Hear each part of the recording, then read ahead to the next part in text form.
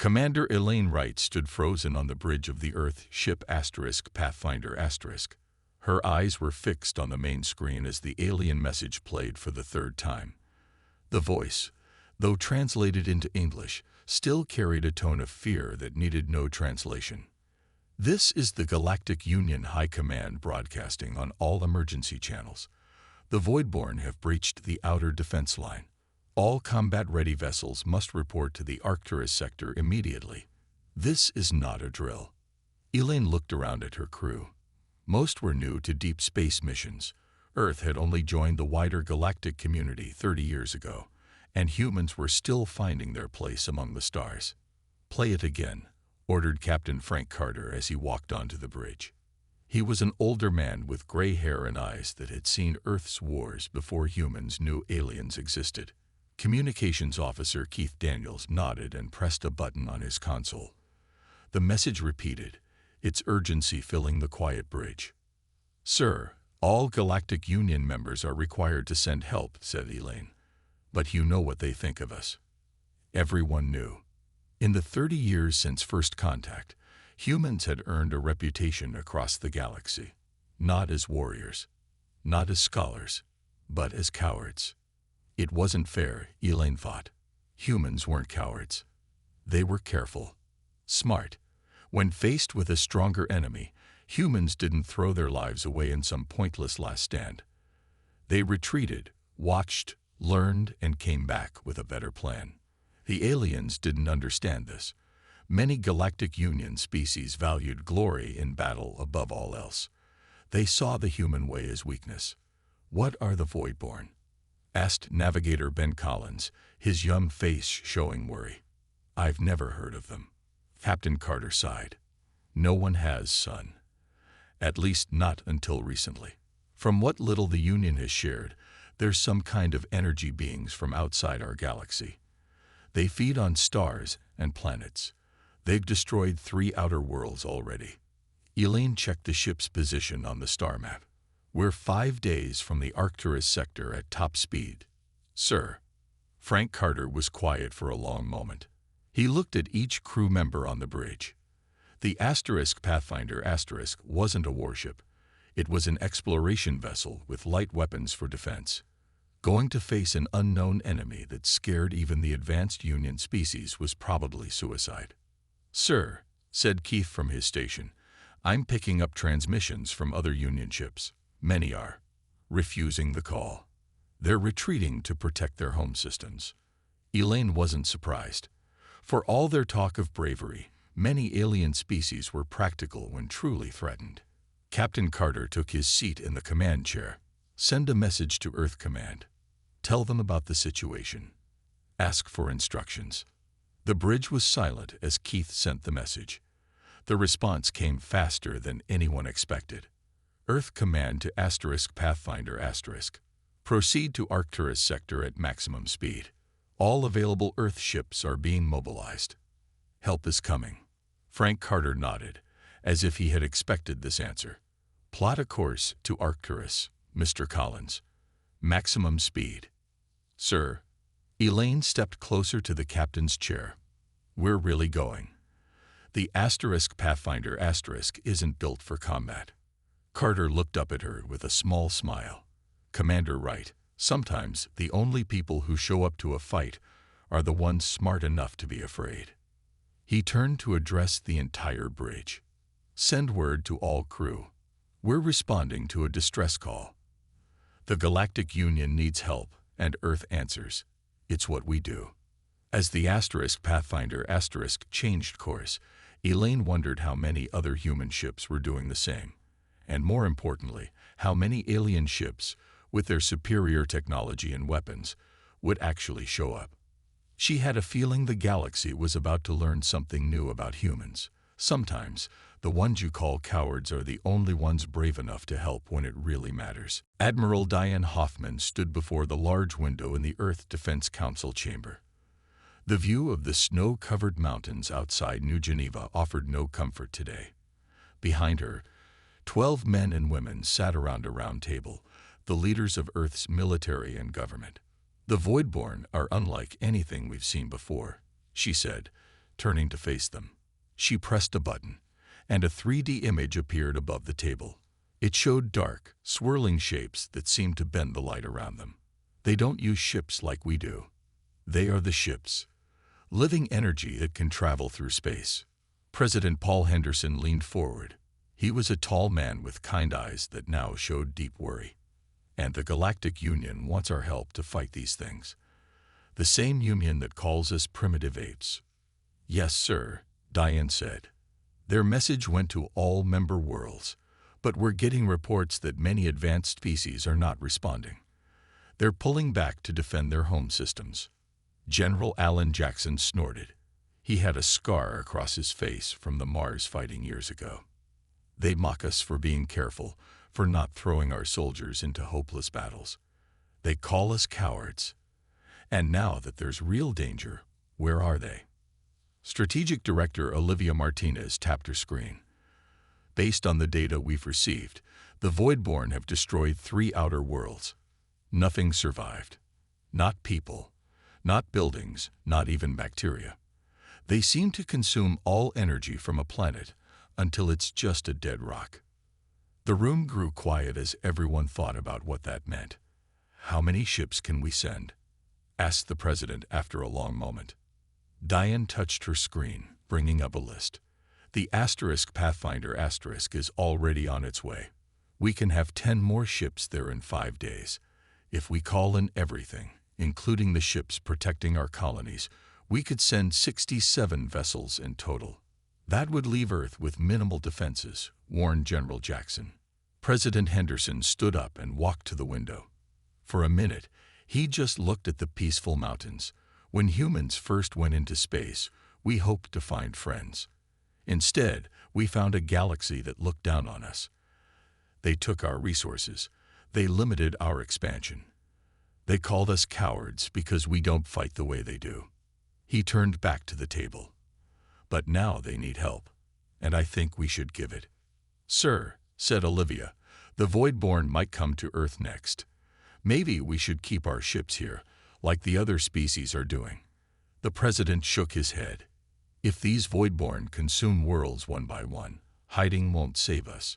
It will just mean we die alone, with no one left to help us. He looked at each person around the table. We've been called cowards. But true courage isn't rushing into danger without thinking. It's being afraid and doing what's right anyway. Admiral Hoffman felt a surge of pride. Sir, if we commit all our ships, we should take command of the operation. We can't just send our people to be ordered around by Union officers who don't value their lives. The president nodded. Agreed. Tell the Union we're sending our fleet, but it will operate under Earth command. General Jackson didn't look happy, but he nodded. I'll start preparing the ships and crews. Send word to all Earth colonies and settlements. The president added. We need every trained pilot and soldier. As the meeting ended, Diane stayed behind with the president. Do you think we can win this? He asked quietly. I don't know, she answered honestly. But I know that if we don't fight, no one will. And sometimes, showing up is half the battle. Outside the chamber, the order went out across Earth space. All available ships were to prepare for battle. The cowards of the galaxy were answering the call. 5 days later, Captain Frank Carter stood on the bridge of the Pathfinder as it dropped out of faster-than-light travel. The ship shuddered slightly as it returned to normal space. The main screen showed the Arcturus sector ahead of them.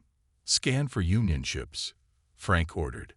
Navigator Ben Collins worked his controls, then looked up with confusion. Sir, I'm only detecting 6 other vessels in the area. 6. Commander Elaine Wright moved to check the readings herself.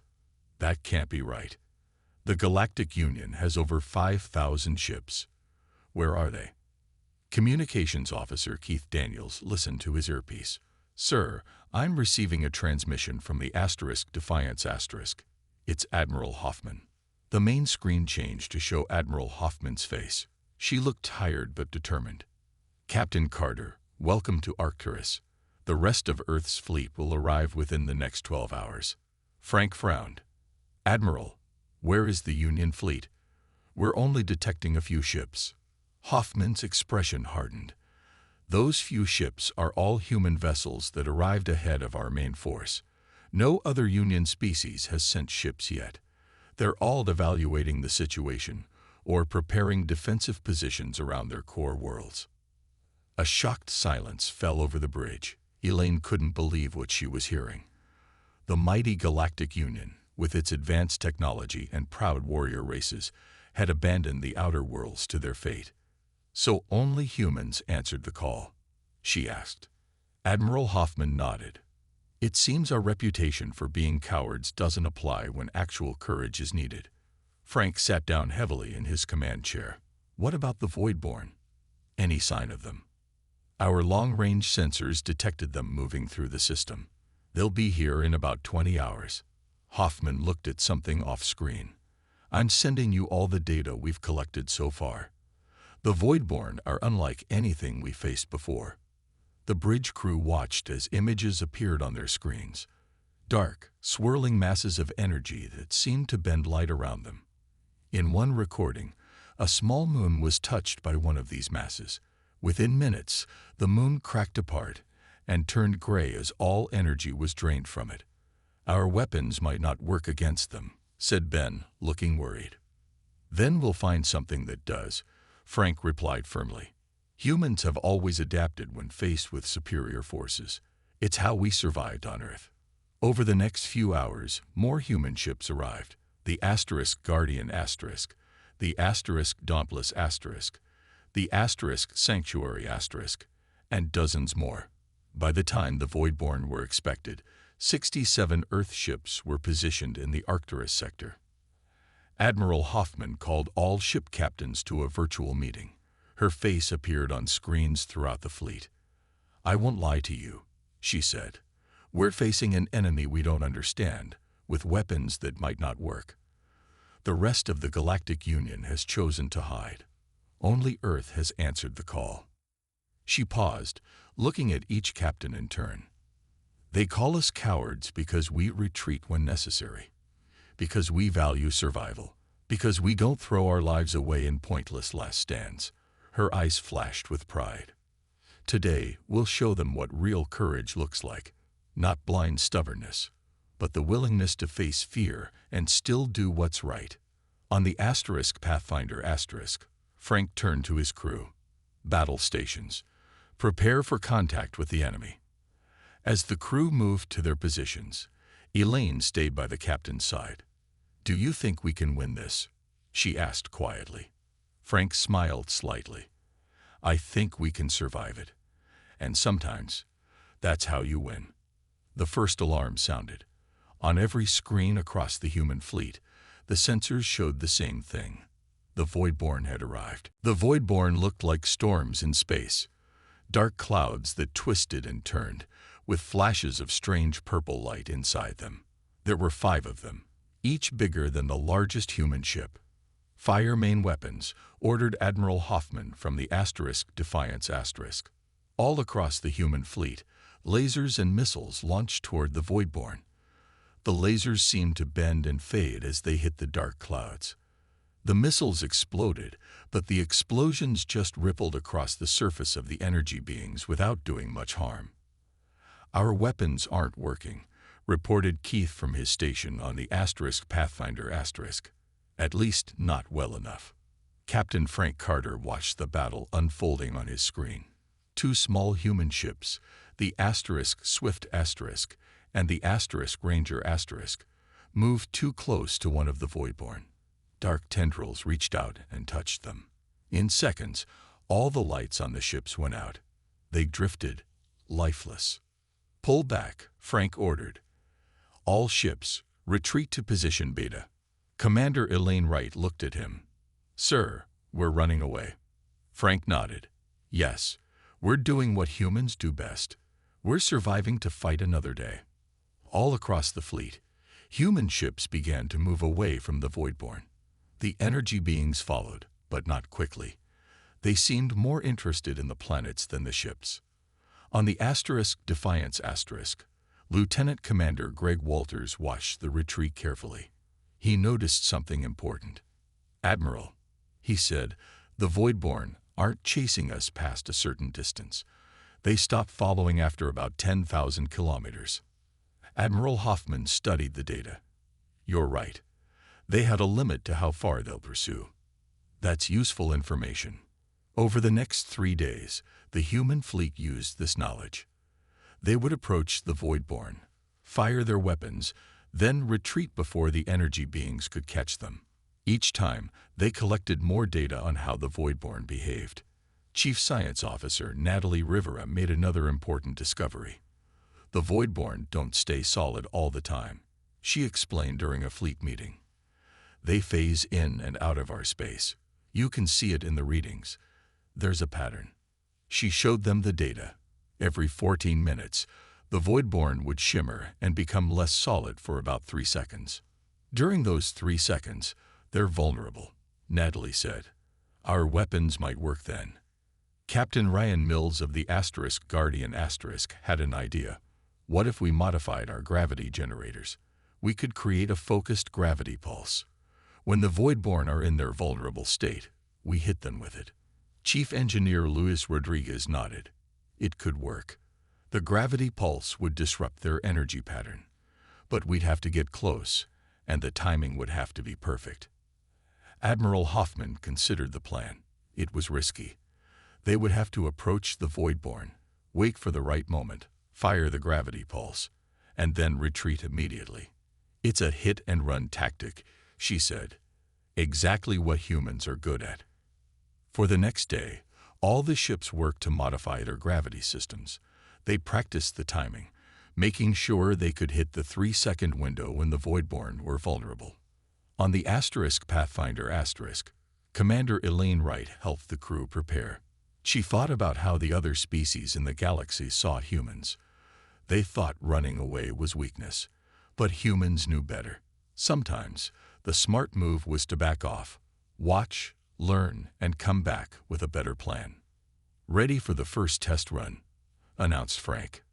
Remember, approach to 8,000 kilometers, wait for the phase shift, fire the gravity pulse, then immediate retreat. Across the fleet, 65 human ships prepared to attack. They had lost 2 already, but they had learned from those losses. Now it was time to see if humans could do what the braver species of the galaxy could not. They were about to teach the Voidborn what human cowardice really meant. The human fleet moved in perfect formation. 65 ships spread out in 5 groups, each targeting a different Voidborn entity. On the Pathfinder Captain Frank Carter watched the timer on his screen. 2 minutes until phase shift, he announced. All ships maintain distance at 8,000 kilometers. Commander Elaine Wright felt her heart beating fast. Their plan was dangerous. If the timing was off, or if the Voidborn changed their patterns, many humans would die. 1 minute, said Frank. Gravity pulse systems at full power. Across the fleet, engineers like Luis Rodriguez made final adjustments to the modified gravity generators. These machines normally helped create artificial gravity inside the ships. Now, they were weapons. 30 seconds, came Admiral Hoffman's voice from the Defiance *. Remember, fire only during the phase shift, then immediate retreat. What if this doesn't work? Ben asked quietly from his station. Then we try something else, Elaine replied. That's what humans do. Phase shift beginning now, called out Keith, watching his sensors. The Voidborn began to shimmer, their dark forms becoming less solid. Small flashes of light appeared inside them. Fire, ordered Frank. From every human ship, invisible waves of gravity energy shot toward the Voidborn. Where these waves hit, the energy beings seemed to stretch and twist. One of them, hit by 12 gravity pulses at once, broke apart into small pieces that quickly faded away. We got one, shouted Ben. Full retreat, now, Frank ordered. The human ships turned and accelerated away from the Voidborn. 4 Voidborn entities remained, and they seemed angry. They moved faster than before, chasing the human ships. They're exceeding their previous pursuit range, reported Keith with worry. Keep going, Frank said calmly. push engines to maximum. Most of the human ships escaped the Voidborn's reach, but 3 smaller vessels couldn't move fast enough. The Horizon *, the Venture *, and the Pioneer * were caught by dark tendrils of energy. Within seconds, their engines died, and they drifted in space, all power drained. "We lost 3 ships," Elaine said sadly. Frank nodded. "But we destroyed 1 Voidborn. And now we know our plan works." Over the next 2 days, the human fleet refined their attack strategy. They timed the phase shifts more accurately. They coordinated their gravity pulses to hit the same spot on each Voidborn, and they made sure their retreat paths were clear. During the second attack, they destroyed 2 more Voidborn, while losing only 1 human ship. During the third attack, they managed to break apart another one without any losses. Word began to spread across the Galactic Union. The primitive humans, with their cowardly tactics, were somehow fighting the Voidborn successfully. After the 4th day of fighting, a message came from an unexpected source. "This is High Commander Zax of the Thandorian Defense Force," said the insect-like alien on the main screen. The Thandorians were known for their bravery in battle. They never retreated, not even against impossible odds. "We have been monitoring your tactics against the Voidborn," Zax continued. "While they lack honor by our standards, we cannot deny their effectiveness. The Thandorian battle fleet will join you within 8 hours." After the communication ended, Admiral Hoffman contacted all human ships. "It seems we're no longer fighting alone. The Thandorians are coming to help." On the Pathfinder *, the crew cheered. Elaine looked at Frank with a smile. "They're actually going to try our cowardly tactics." Frank laughed. "It's amazing how quickly cowardly becomes clever when it works." As the human ships prepared for their next attack, more messages arrived. The Centauri were sending 20 ships. The Volari were sending 15. Even the proud Krith, who had often been the loudest in mocking humans, were dispatching a battle group. The galaxy was watching as the humans fought in their own unique way. And one by one, the braver species were deciding that perhaps the human approach had merit after all. Only 1 Voidborn remained near Arcturus, but long-range sensors showed more approaching from deeper space. The real test was still to come. The human fleet moved in perfect formation. 65 ships spread out in 5 groups, each targeting a different Voidborn entity. On the Pathfinder *, Captain Frank Carter watched the timer on his screen. 2 minutes until phase shift, he announced. All ships maintain distance at 8,000 kilometers. Commander Elaine Wright felt her heart beating fast. Their plan was dangerous. If the timing was off, or if the Voidborn changed their patterns, many humans would die. 1 minute, said Frank. Gravity pulse systems at full power. Across the fleet, engineers like Luis Rodriguez made final adjustments to the modified gravity generators. These machines normally helped create artificial gravity inside the ships. Now they were weapons. 30 seconds, came Admiral Hoffman's voice from the Defiance *. Remember, fire only during the phase shift, then immediate retreat. What if this doesn't work? Ben asked quietly from his station. Then we try something else, Elaine replied. That's what humans do. Phase shift beginning now, called out Keith, watching his sensors. The Voidborn began to shimmer, their dark forms becoming less solid. Small flashes of light appeared inside them. Fire, ordered Frank. From every human ship, invisible waves of gravity energy shot toward the Voidborn. Where these waves hit, the energy beings seemed to stretch and twist.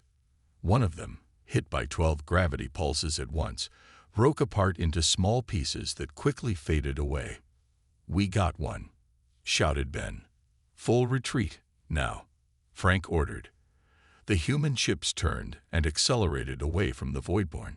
4 Voidborn entities remained, and they seemed angry. They moved faster than before, chasing the human ships. They're exceeding their previous pursuit range, reported Keith with worry. Keep going, Frank said calmly.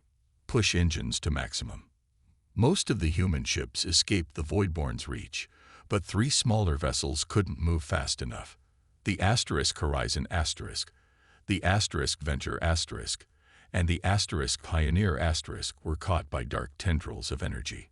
Within seconds, their engines died, and they drifted in space, all power drained. We lost 3 ships, Elaine said sadly. Frank nodded. But we destroyed 1 Voidborn. And now we know our plan works.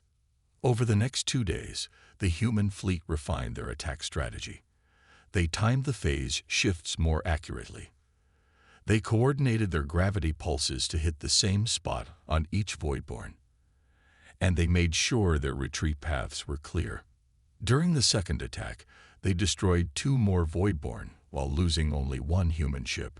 During the third attack, they managed to break apart another one without any losses. Word began to spread across the Galactic Union. The primitive humans, with their cowardly tactics, were somehow fighting the Voidborn successfully. After the 4th day of fighting, a message came from an unexpected source. "This is High Commander Zax of the Thandorian Defense Force," said the insect-like alien on the main screen. The Thandorians were known for their bravery in battle. They never retreated, not even against impossible odds. "We have been monitoring your tactics against the Voidborn," Zax continued. "While they lack honor by our standards, we cannot deny their effectiveness. The Thandorian battle fleet will join you within 8 hours.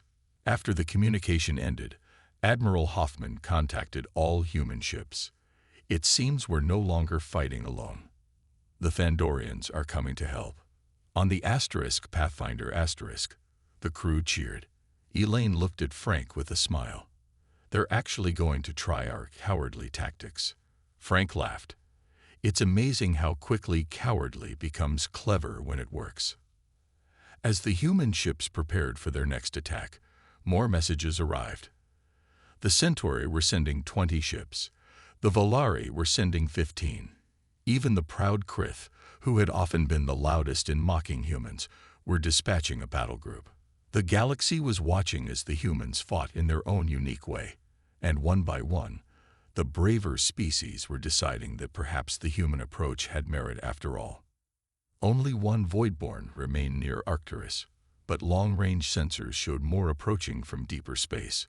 The real test was still to come. 3 months after the first distress call, a massive fleet gathered near the Centauri homeworld. Over 600 ships from 22 different species prepared for the biggest battle in galactic history. The Voidborn invasion force, 130 energy beings, was less than a day away.